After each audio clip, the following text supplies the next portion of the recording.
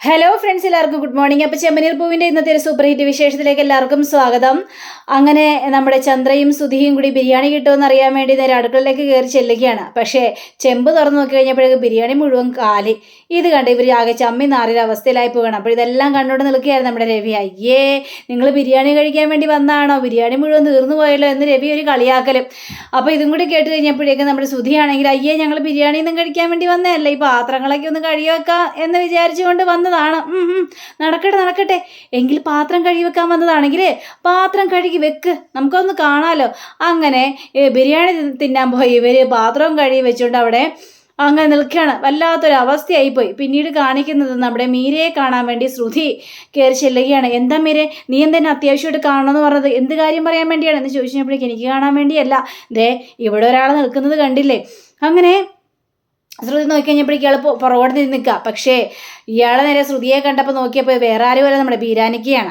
ബീരാനിക്കെ കണ്ട ശ്രുതി ആകെ പേടിച്ചു പോയി. ഇയാളെ കാണാൻ വേണ്ടിയാണ് വിളിച്ചതെന്ന് ചോദിക്കുകയാണ്. അതെ, പക്ഷേ ബീരാനിക്ക പറയുന്ന കാര്യങ്ങളെല്ലാം കേട്ടിട്ട് ഞാൻ പേടിച്ചു പോയി എൻ്റെ ശ്രുതിയെ, അതുകൊണ്ടാണ് പരിഹാരത്തിന് വേണ്ടി നിന്നെയും കൂടി ഞാൻ വിളിച്ചത് എന്ന് പറയാ.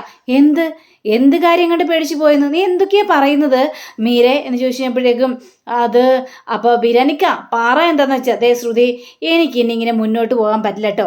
ഈ കള്ളക്കളി ഞാൻ അങ്ങോട്ട് അവസാനിപ്പിക്കാൻ പോവാണ്. ഇത് കേട്ട ശ്രുതി ഞെട്ടിപ്പോണ്. ഇക്ക, ബിരാനിക്കിനെ എന്തൊക്കെയാണ് പറയുന്നത്? ഈ കള്ളക്കളി അവസാനിപ്പിക്കാനായിട്ട് പോകുന്നോ? അതിന് മാത്രം ഇപ്പോൾ ഇവിടെ എന്താ ഉണ്ടായെന്നോ?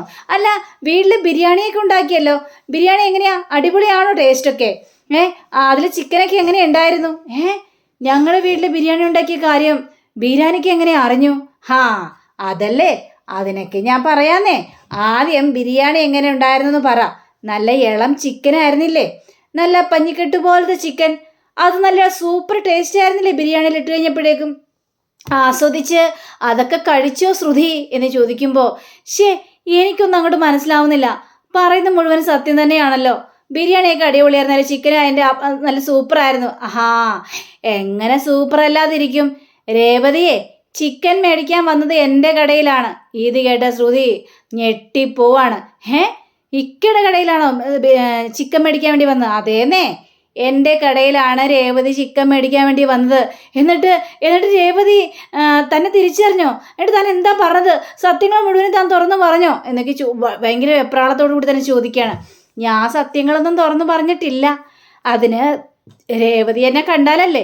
രേവതിക്ക് എന്നെ മനസ്സിലായില്ല. ഇക്ക വെറുതെ പറയാ. ഇക്കനെ കണ്ടു കഴിഞ്ഞിട്ടുണ്ടെങ്കിൽ രേവതിക്ക് മനസ്സിലാവും. രേവതി അത് വെറുതെ അഭിനയിച്ചതാണെങ്കിലോ? ഇല്ലെന്നേ, രേവതി വരുന്നത് കണ്ടു കഴിഞ്ഞപ്പോഴേക്കും ഞാനേ മുഖം അപ്പാടെ മൂടി അങ്ങോട്ട് കെട്ടി. എന്നിട്ടാണ് ചിക്കൻ പീസാക്കി അവളുടെ കയ്യിലേക്ക് കൊടുത്തത്. അവള് എന്നെ അന്വേഷിച്ച് വന്നതൊന്നുമല്ല. എൻ്റെ ഒരു സ്ഥിരം കസ്റ്റമർ ഉണ്ടായിരുന്നു. ആ കസ്റ്റമറാണ് രേവതിയും കൂട്ടി നല്ല ഇറച്ചി കിട്ടുമെന്നും പറഞ്ഞുകൊണ്ട് എൻ്റെ കടയിലേക്ക് വന്നത്. ഭാഗ്യത്തിന് അവളെ ഞാൻ കണ്ടതുകൊണ്ട് എൻ്റെ മുഖം മൂടി കെട്ടിയിരുന്നു. അവൾക്ക് എന്നെ മനസ്സിലായില്ല. എൻ്റെ ബിരിയാണിക്ക, ഇനി നിങ്ങളെ മനസ്സിലായി കാണോ? ഇനി അവൾ പ്രശ്നം ഉണ്ടാക്കുവോ? അതിനുള്ള ചാൻസ് കുറവാണ്. പക്ഷേ ഇനിയും അവൾ വരുമെന്നും പറഞ്ഞുകൊണ്ടാണ് പോയത്. അതുകൊണ്ട് അവൾ വരും ഇനിയും ചിക്കൻ മേടിക്കാൻ വേണ്ടി. അപ്പം എന്ത് ചെയ്യും? എനിക്ക് സത്യങ്ങളെല്ലാം അവളോട് തുറന്നു പറയേണ്ടി വരും. ബീരാനിക്ക, നിങ്ങളിപ്പോൾ ഇങ്ങനെയൊക്കെ പറഞ്ഞാൽ എങ്ങനെയാ ശരിയാവുന്നത്? സത്യങ്ങളെല്ലാം തുറന്നു പറയുമെന്നോ? അല്ലാണ്ട് പിന്നെ ഞാൻ എന്ത് ചെയ്യാനാ? എനിക്ക് എന്തെങ്കിലും ചെയ്യാനായിട്ട് പറ്റുമോ? നിങ്ങളൊരു കാര്യം ചെയ്, നിങ്ങളെ ആ കട അങ്ങോട്ട് അടച്ച് പൂട്ടിയര്. കൊള്ളാലോ നിന്റെ മനസ്സിലിരിപ്പ്. ഞാൻ ആ കട അടച്ച് പൂട്ടിയിടണം അല്ലേ? അപ്പം എൻ്റെ കുടുംബത്തെക്കുറിച്ച് നീ ചിന്തിച്ചിട്ടുണ്ടോ? എനിക്ക് കുടുംബവും കുട്ടികളൊക്കെ ഉള്ളതാണ്. എൻ്റെ വരുമാനം നിന്ന് പോവില്ലേ? അവർ പട്ടിണിയാവില്ലേ? ശ്രുതി, നിന്റെ സ്വഭാവം ഇപ്പോഴാണ് ശരിക്കും എനിക്ക് മനസ്സിലായത്. നീയേ ശരിക്കും ഒരു സ്വാർത്ഥതയാണ്. നിന്റെ കാര്യം മാത്രം നിനക്ക് വിജയിക്കണം. നീ ആ കാര്യത്തെക്കുറിച്ച് മാത്രം ചിന്തിക്കുന്നുള്ളൂ. മറ്റുള്ളവർ എങ്ങനെ ജീവിക്കുന്നു, മറ്റുള്ളവർ ഏത് രീതിയിൽ പോകുന്നു എന്നൊന്നും നിനക്ക് ചിന്തിക്കേണ്ട കാര്യമില്ല ശ്രുതി. ഇപ്പോൾ ഞാനും കൂടി പെട്ടുപോയൊരവസ്ഥയിലാണ് ഞാൻ നിൽക്കുന്നത്. അതുകൊണ്ട് കട ഞാൻ അടച്ചു പൂട്ടുന്ന കാര്യമില്ല. പിന്നെ എന്താ ചെയ്യേണ്ടത് ബിരാനിക്ക? അവർ നിങ്ങളെ പിടിക്കപ്പെട്ടു കഴിഞ്ഞാൽ സംഗതി പാളൂല്ലേ? സച്ചിൻ കൂടി വന്നിരുന്നെങ്കിൽ നിങ്ങളെ കണ്ടാലേ നിങ്ങളെ ഇറച്ചി വെട്ടുന്നത് പോലെ അവൻ ഇറച്ചി വെട്ടി മാടിൻ്റെ എല്ലും കഷ്ണം തൂക്കുന്നത് പോലെ നിങ്ങൾ തൂക്കി ഇട്ടാനായിരുന്നു. അപ്പോൾ ഇത് കേട്ട ബിരിയാണിക്കൊക്കെ പേടിയാവണം. ആ ഒരു പേടി എൻ്റെ മനസ്സിലുണ്ട്. അപ്പോഴേക്ക് ശ്രുതി അതാ പറയുന്നത്, നിങ്ങൾ ഈ കട പൂട്ടിയിട്ടിട്ട് വേറെ വല്ലയിടത്തും കടയിട്ട് ജീവിക്കാനായിട്ട്. അയ്യോടാ, ഈ കട പൂട്ടുന്ന പ്രശ്നമില്ല, എനിക്കിനി പൂട്ടാനും പറ്റൂല. നിങ്ങൾക്കിനി ഒരു കാര്യം ചെയ്യാനേ പറ്റുള്ളൂ. രേവതി ഇനി എൻ്റെ കടയിലേക്ക് വരരുത്. അവൾ എൻ്റെ കടയിലേക്ക് വരാൻ പോകുമ്പോൾ നിങ്ങൾ അവളെ എങ്ങനെയെങ്കിലും തടയണം. അതുമാത്രമേ ഇനി ചെയ്യാനായിട്ട് സാധിക്കത്തുള്ളൂ. അല്ലാതെ വേറെ ഒരു രക്ഷയില്ല. ഞാൻ ആ കട അടച്ചു പൂട്ടുന്ന പ്രശ്നമില്ല. എൻ്റെ സ്ഥിരം കസ്റ്റമറൊക്കെ ഉള്ളതേ അവിടെ. പിന്നെ എൻ്റെ ബന്ധുക്കാരും വീട്ടുകാരും ഒക്കെ അവിടെയാണ് വന്ന് ഇറച്ചി മേടിക്കുന്നത്. ആ സ്ഥിതിക്ക് ഞാൻ എൻ്റെ കട പൂട്ടിയിടാൻ പോവുകയാണ്. നിങ്ങളെയൊക്കെ സഹായിച്ച് എന്നെ വേണം തല്ലാനായിട്ട്. നിങ്ങൾക്ക് ഉപകാരം ചെയ്ത് എനിക്കിപ്പോൾ തിരിച്ചടിയായിരിക്കുകയാണ്. ഞാനിതെല്ലാം ചെയ്തതേ മീരയ്ക്ക് വേണ്ടി മാത്രമാണ്. മീര എന്നോടൊരു കാര്യം ആവശ്യപ്പെട്ട് കഴിഞ്ഞാൽ എനിക്കത് വേണ്ടെന്ന് വെക്കാനായിട്ട് പറ്റില്ല.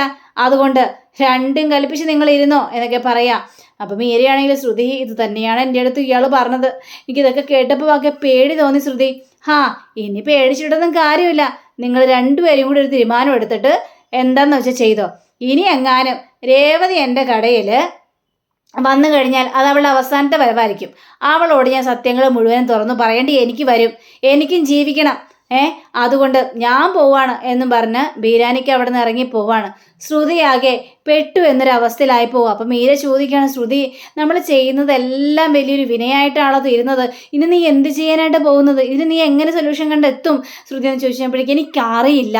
വരുന്നിടത്ത് വെച്ചെന്നെ കാണാം. അല്ലാതെ ഇപ്പം എന്ത് ചെയ്യാനാണ്? ശിവൻ്റെ ദൈവമേ, ഇത് വല്ലാതൊരു കഷ്ടമായി പോയല്ലോ. തല വെച്ച് കൊടുക്കുന്നതെല്ലാം കുരുക്കിലേക്കാണല്ലോ എന്നൊക്കെ ആലോചിക്കുമ്പോൾ ആകെ പേടി തോന്നുകയാണല്ലോ എന്നൊക്കെ ഇങ്ങനെ പറയാം. അങ്ങനെ പിന്നീട് കാണിക്കുന്നത് നമ്മുടെ ഭാമയാണ്.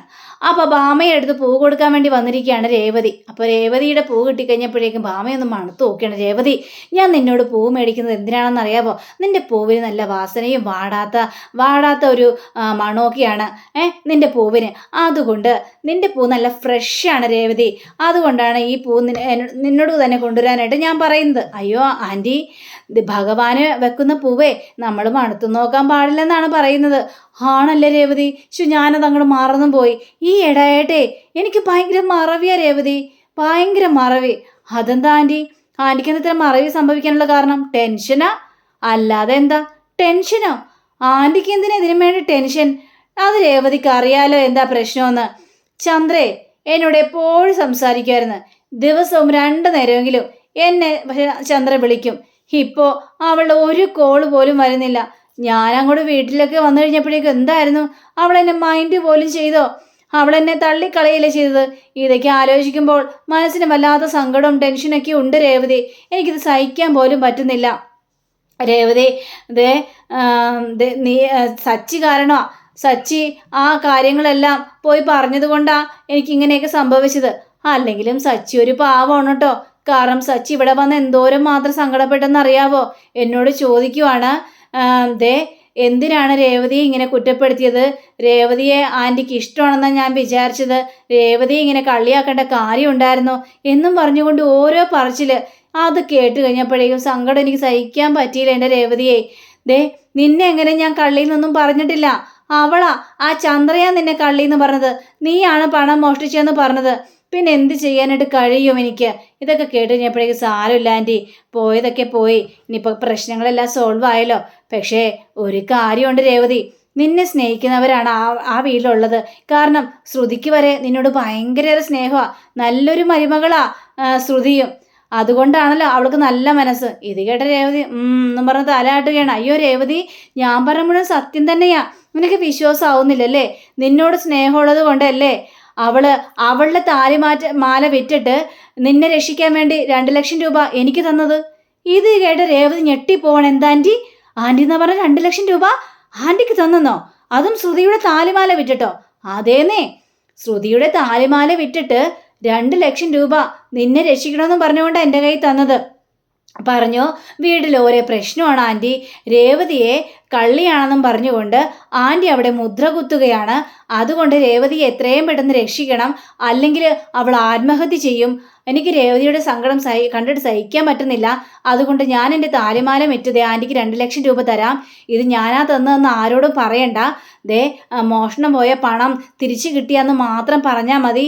അങ്ങനെ പറഞ്ഞു കഴിഞ്ഞാൽ അവിടെ എല്ലാവർക്കും ആശ്വാസമാകുക തന്നെ ചെയ്യും എന്നൊക്കെ പറഞ്ഞുകൊണ്ടാ പണം എൻ്റെ കയ്യിലേക്ക് തന്നത് എൻ്റെ രേവതി. ഇത് കേട്ടുകഴിഞ്ഞപ്പോഴേക്കും ആൻറ്റി പറയുന്ന മുഴുവൻ സത്യമാണോ ആൻറ്റി?